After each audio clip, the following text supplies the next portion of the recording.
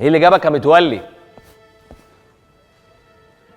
مصيبة مصيبة وملهاش حل يا رؤوف. هو الباب ده ما تخبطش عليه يا متولي غير لما يكون وراك مصيبه. هات ما عندك.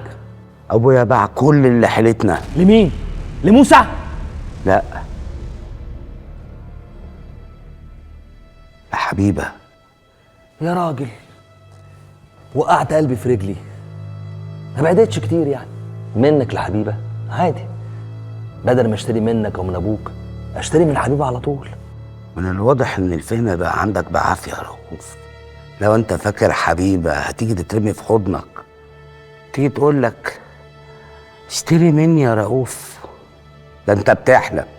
حبيبة لو هتبيع لحد هتبيع لراغب، هتبيع لموسى، لكن انت بالذات لا يا رؤوف. شوف يا اخي، بقالك قد ايه بتخطط في الحكايه دي وبرضه ما تمتش، وده معناه ايه بقى؟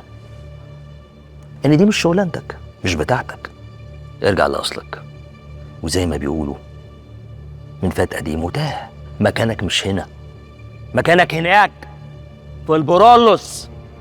تروح بقى تصطاد شويه سمك بلطي وقراميط. بولتي وقراميط؟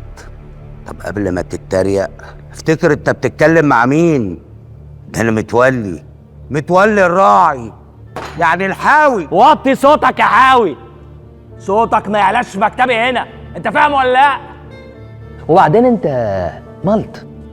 الواحد بقى ما بقاش ملط ويقول اللي حواليه خبوا عينيكوا، انت اتعريت قدامي، ما بقاش ليك لازمه، انت كارت واتحرق يا متولي.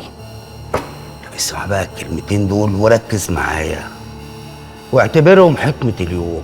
يكفيك شر اللي خسر كل حاجة، عشان ساعتها ولا بيفرق مع حد ولا بتفرق مع حاجة. وادام انت وافقت على بيعة ابويا ليا لحبيبة، انا بقى هبيعك لراغب. وتخيل بقى لما راغب يعرف انت عملت ايه لحبيبة وهي في لندن عشان تفضل تحت طوعك، يا ترى هيعمل فيك ايه؟ ده هياكل لحمك حي. اما بقى بالنسبة لموضوع الكارت اللي اتحرق، لما تيجي تضحي بيه لازم تتأكد قوي انه اتحرق وخلص، عشان لو لسه في نار هيحرقك انت اول واحد.